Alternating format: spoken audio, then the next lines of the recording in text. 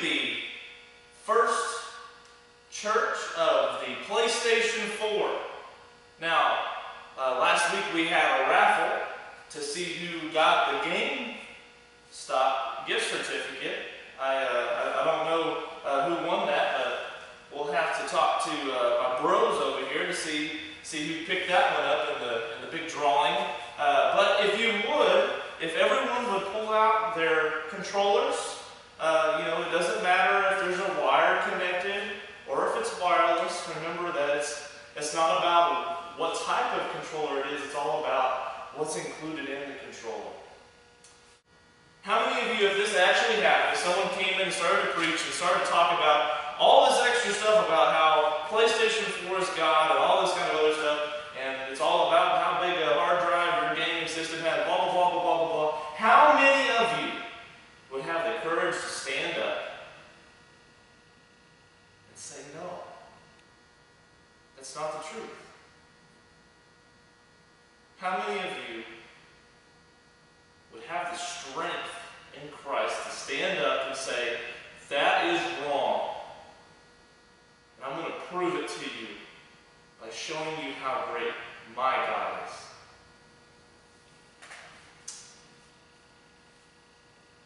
In 1 Kings, which is where we're going to be this morning, 1 Kings chapter 18, we will start in verse 25.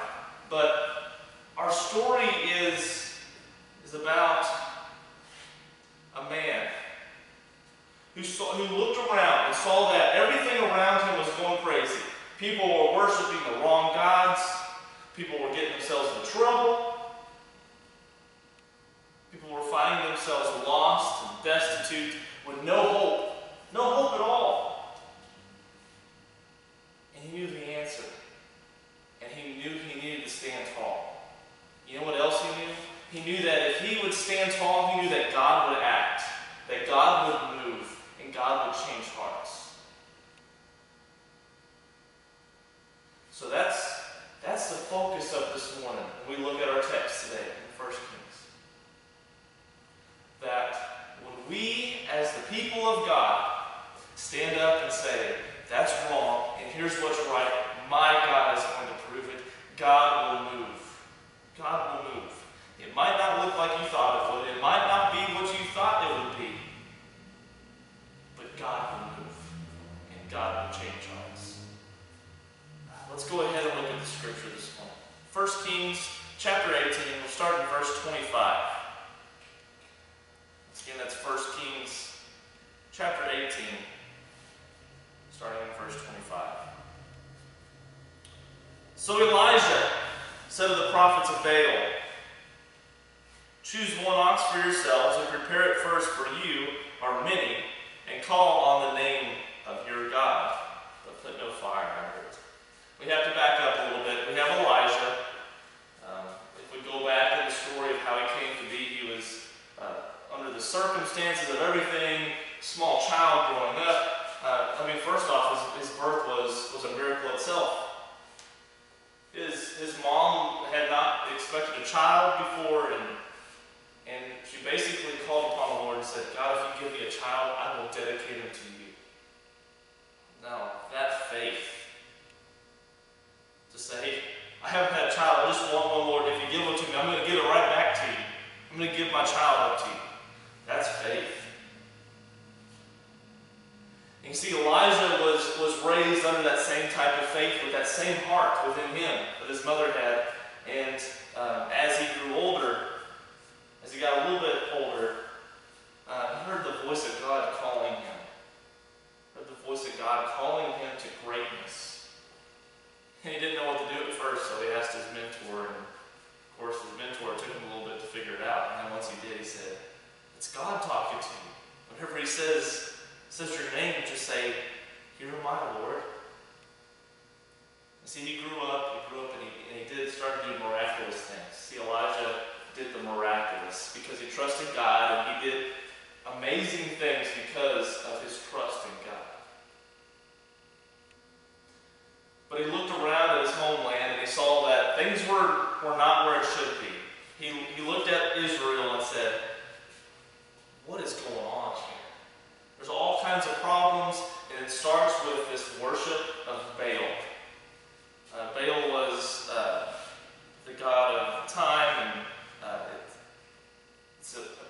God basically of fertility and all this kind of stuff. So they'd make these sacrifices to Baal so that rain would come, so that the spring would have a harvest, and all these things. But all it came down to was they just wanted a reason to celebrate and a party, because that's what these sacrifices became. So Elijah, being that person that many of you were this morning when I started talking about the PlayStation 4, he got in the face of those people and said, "This is wrong, and I challenge you. My God versus whatever you worship." So back to verse 25.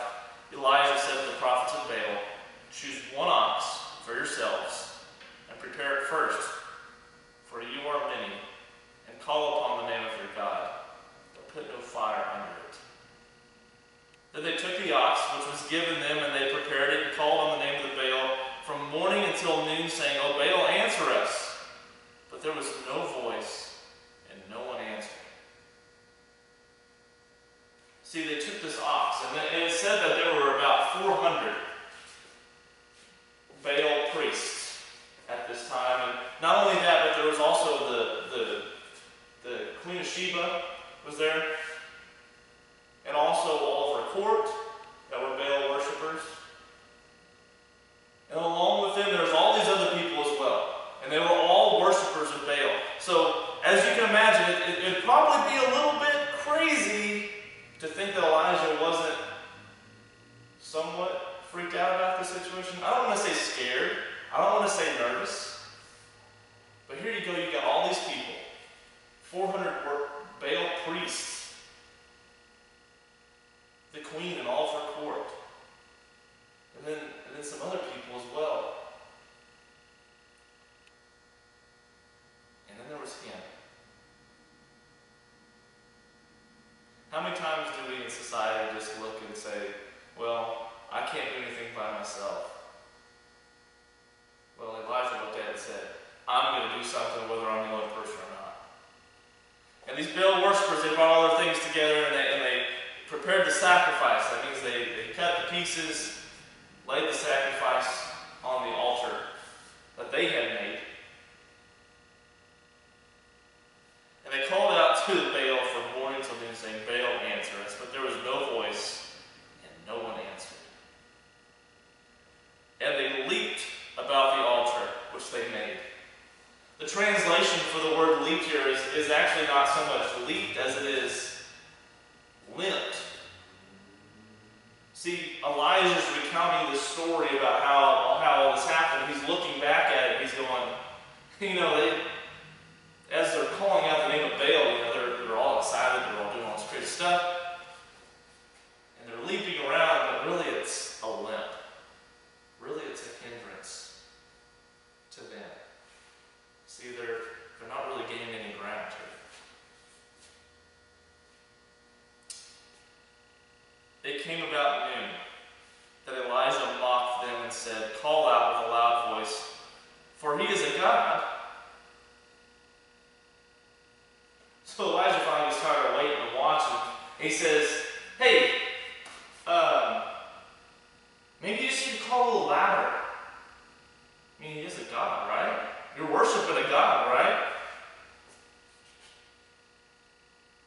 See, he's trying to get them to start thinking.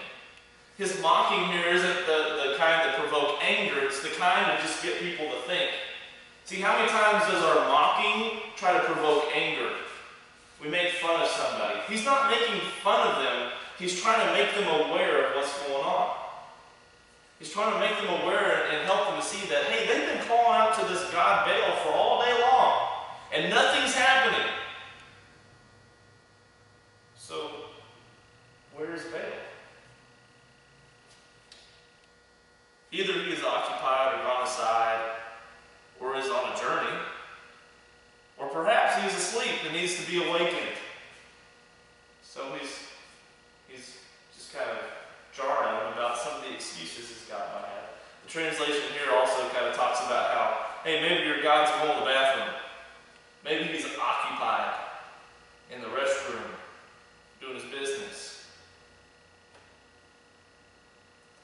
too busy for you. See, isn't that interesting? Because our God is never too busy for us. Never too busy. Verse 28.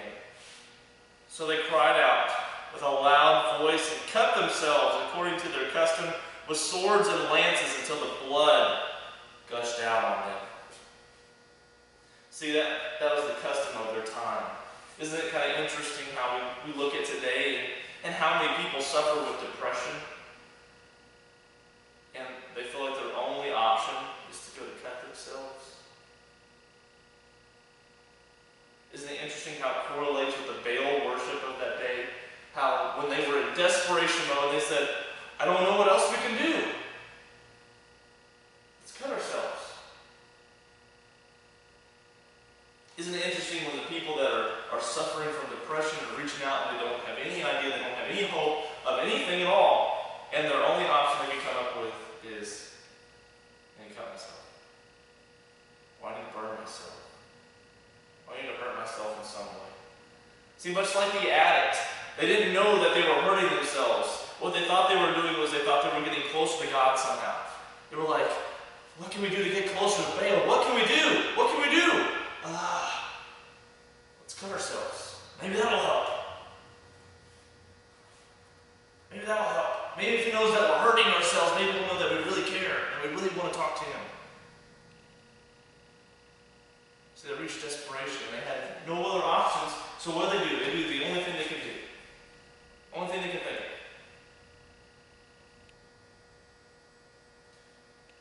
Drug addicts are the same way. Have you ever had a drug addict in the family? And how they wander through life and they feel like there's nothing there for them. They feel like there's something holding them back and they just for some reason they just can't quite get past that level. Just can't quite do it. But yet they still keep going. Verse 29. It came about when midday was past that they raved until the time of the offering of the evening sacrifice, but there was no voice, no one answered, and no one paid attention. Baal never answered. Baal never answered because he was never there. Why do we search for things when they're not there? Why do we search for wealth when in the end there's nothing there? Why do we search for fame when in the end there's nothing there? Well, it may be exciting, it may be something fun to do, but really there's nothing there. We still do it. Verse 30. This is when Elijah comes in. Then Elijah said to all the people, come near to me. So all the people came near to him, and he repaired the altar of the Lord which he had been torn down. See, what's interesting here is that the Baal worshippers, they built their own altar. And it was a Baal worshiping altar. It had the shape of a Baal worshiping altar. And Elijah, not wanting to defile what he was about to do, not wanting to mess up what he was about to do and showing people God and his power, said, I'm not going to use your altar. What I'm going to do is I'm going to go find a broken down, forgotten about, messed up altar that was once used to worship God. I'm going to rebuild it. See, what that shows is that it doesn't matter where we're at. We are the altar. God wants to remake us so that we can be the living sacrifice for him. As Romans 12:1 and 2 says, offer your bodies as a living sacrifice that is pleasing to the Lord. See, God remakes our altar, that is us, and prepares it for himself. What an amazing thing. Elijah took 12 stones according to the number of the tribes, the sons of Jacob, to whom the word of the Lord had come, saying, Israel shall be your name. So with the stones he built an altar in the name of the Lord, and he made a trench around the altar large enough to hold 2 measures of seed. Then he arranged the wood and cut the ox in pieces, and laid it on the wood. So he makes an altar, fixes it up, then digs trenches around it. These trenches are said to hold about 4 gallons of water. 4 gallons of water. Doesn't seem like a lot, but it's enough. It's enough. It's also divisible by 12, which historically the number 12 is always related back to the Israelite tribe. So there's significance there. He takes the ox, doesn't do anything extra to it, prepares it the same way that they did to worship Baal. So it's not about the sacrifice. The worship is not about what type of sacrifice or what it looks like, but it's who it's to. And he said, fill 4 pitchers with water and pour it on the burnt offering and on the wood. And he said, do it a second time. They did it a second time. And he said, do it a third time. And they did it a third time. So we've got the ox on the altar. Just imagine this. We have an altar, right? He's cut out the ox. He's laid it on the altar to be sacrificed. And now he says, hey, you guys, not me. I'm out of this. I don't want you to think that I'm doing some type of crazy magic trick, because God is not into magic tricks. He doesn't want the fake. He wants the real. So he says, I want you to get water and pour it on 4 pitchers. It's getting 4. Hey, do it a second time. 8. Do it a third time. 12. Once again, we're at 12. He's poured the water. He's soaked it. It says that the water flowed. Verse 35. Water flowed around the altar, and he also filled the trench with water. So the water is flowing. It's overflowing over the side here, and it's also all in the trench. And also notice that we're in a drought. The whole reason all this is going on is because we're in a drought. So what kind of water is this? It's salt water. It's salt water. It's not just any type of water. It's salt water. Have you ever tried to light a fire for a sacrifice underneath the ocean?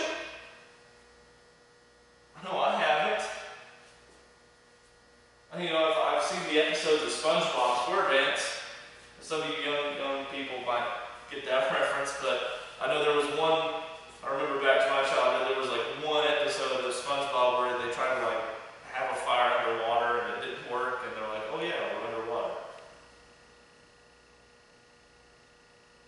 So you can imagine the people here that are pouring the water on, all the 400 plus people watching. And as he's pouring the salt water on this offering, what are they thinking? This guy's crazy. He's ruining all of his chances.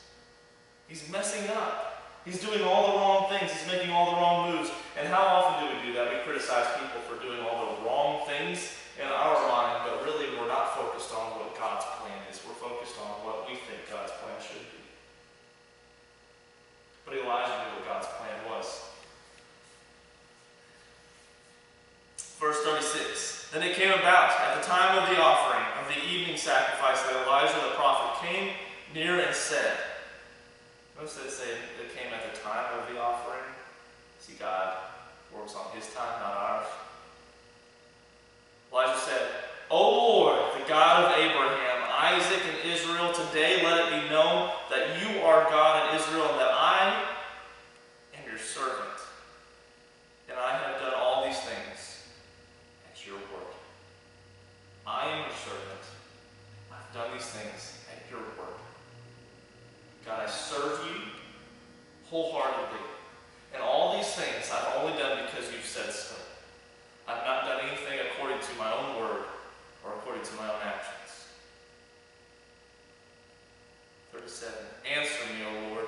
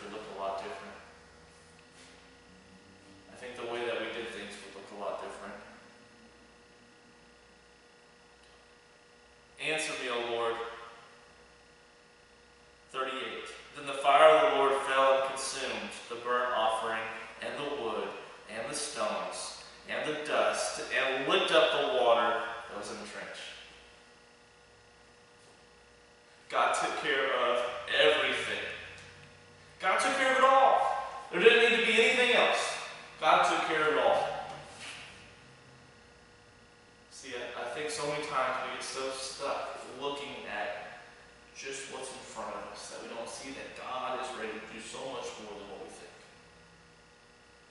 See, but Elijah knew that God was up to doing something beyond what we could even imagine. When all the people saw it, they fell on their faces, and they said, "The Lord, He is God. The Lord, He is God." The people said, "The Lord, He is God. The Lord, He is God." See, when God does crazy things, when God does awesome things, people's hearts change. People's attitudes change. And it's not up to us. It's not what we can do, because it's not. But it's only what God does. See, I want you first to understand today that God intervenes when we stand up to His enemies. Do you know that? God intervenes when we stand up to His enemies. Not when we stand up to our enemies, not when we stand up to the people that we think are enemies, but when we stand up to God's enemies, the people against God. Not in a rude or a mocking or an upsetting or an angry way, but when we stand up and we say, "This is not the truth, this is the truth. God is truth. My Father is truth. Jesus is the truth. He is the only way." When we stand up and we say that, when we stand up and we do things, there's nothing that can stand in His way. There's nothing that can stop God from moving. See, I think we get stuck in this idea that we cannot do anything. That's so not true. Elijah knew that was not true. He stood up and he said, "I'm going to make it known that the Lord is God. I'm going to make it known because His word says so." Guess what His word says? That we respond to everything that tries to go against our God. So what are you going to do against it? See, we're so quick to stand up to the things that PlayStation 4. We're so quick to go, "Those video games, terrible. Oh, that rap music, terrible. Oh, that rock music, terrible. Oh, the TV and the advertisements and the movies and the whatever else. MTV, it's all terrible. It's all Satan." We're so quick to say that, but we're not so quick to tell people what the truth is, and we're not too quick to do it in love. See, when we stand up to God's enemies in love and say, "This is the truth," God moves. God acts. When we try to do it our own way, the only person moving is us. And we're stuck in quicksand. We're not making any headway. We're not doing anything. So moving God, let Him be the one that leads you to stand up to His enemies. Not only that, but God intervenes when we want to make His name great. Don't miss that. God intervenes when we want to make His name great. You know, I watch this all the time with sports and all these things. A lot of these athletes, after a game, they score 30 points, and they're named the MVP of the game, and it seems like they were the best player. They sit there and go, "Well, first off, I want to thank God, but this is how awesome I am."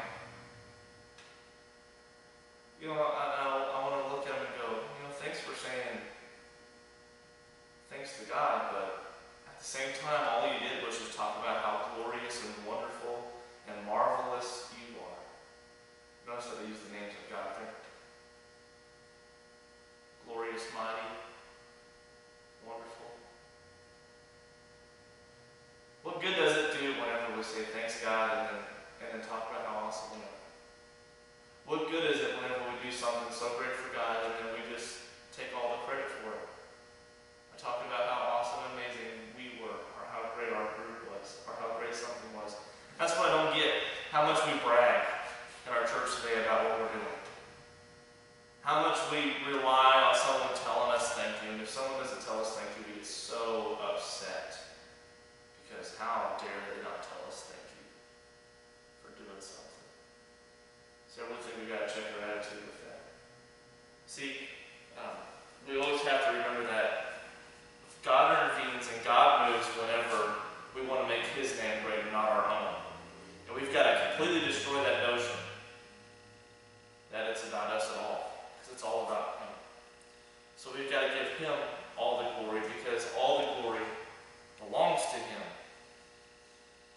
And every day we need to look for ways to tell people about how great God is, about how He's given us life, because that's what matters.